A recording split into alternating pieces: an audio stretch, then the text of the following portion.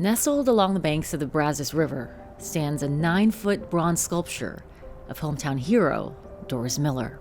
Overlooking a serene pond at Bledsoe Memorial Park, Dorrie stands proudly, looking over visitors like myself who've come to honor his memory. In this clip from the movie Pearl Harbor, Miller is played by actor Cuba Gooding Jr. During the attack on Pearl Harbor, Miller, even though he was just a man who worked in the kitchen, stepped into action. With no formal training, but just insurmountable courage, he took control of a .50 caliber machine gun, remarkably shooting down multiple enemy planes. I took a trip to Arlington, Texas to find out more from the family of this Waco legend.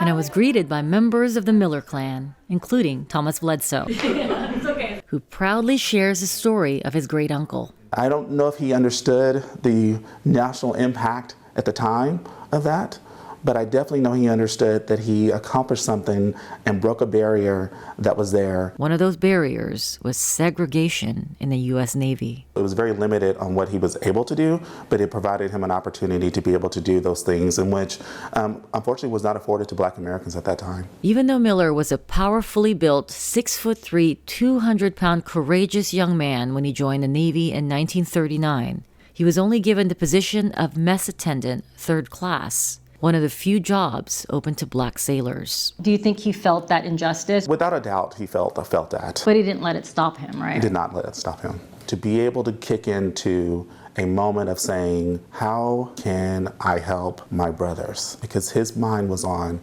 my brothers on my ship. A sign of the times, when the Navy recognized the men for heroism for their actions at Pearl Harbor, Miller's name was left out, only being referred to as the unknown Negro sailor.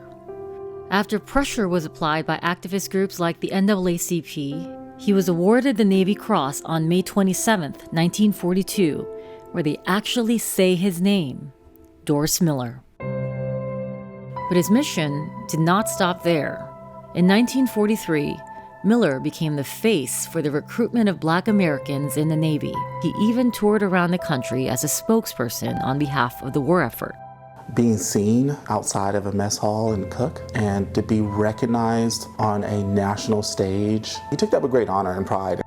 But even after all he's achieved, between his courageous acts and recruiting people of color for the U.S. Navy, the highest rank he ever received was cook, 3rd class. Exactly 2 years after Pearl Harbor, on December 7, 1943, the ship Miller was on was torpedoed, and he died at the age of 24. Lost at sea, never to return home. His memory lives on here at Doris Memorial Park in Waco, a segregated cemetery, one of the few places African Americans were allowed to be buried, even if you gave your life for your country.